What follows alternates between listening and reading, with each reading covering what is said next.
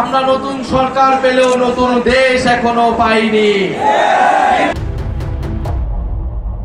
আমরা জানি কিশোরগঞ্জের স্কুল, কলেজ এবং মাদ্রাসার ছাত্ররা ঐক্যবদ্ধভাবে এই হটস্পট থেকে ফ্যাসিস্ট শক্তির বিরুদ্ধে লড়াই করেছিলেন।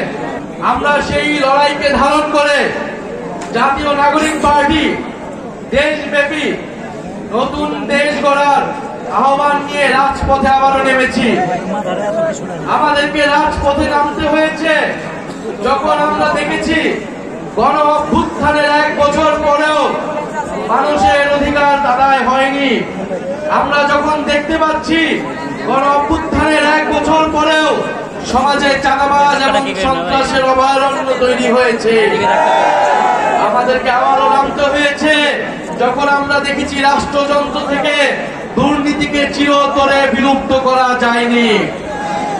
প্রিয় বন্ধুগণ, আমরা বলেছিলাম গণ অভ্যুত্থানের মধ্য দিয়ে যে এই পুরনো ফ্যাসিস্ট ব্যবস্থা রয়েছে, শেখ হাসিনার সংবিধান সহ শেখ হাসিনার যেই সরকার ব্যবস্থা ছিল, এই সকল নিয়ম পাল্টিয়ে নতুন রাষ্ট্র, নতুন সরকার তৈরি করতে হবে।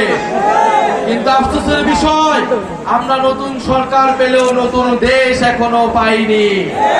কিন্তু জাতীয় নাগরিক পার্টি আপনাদের কাছে ওয়াদাবদ্ধ, গণ অভ্যুত্থানের শহীদদের কাছে ওয়াদাবদ্ধ, নতুন দেশ গড়া না পর্যন্ত আমাদের এই লড়াই চলমান থাকবে।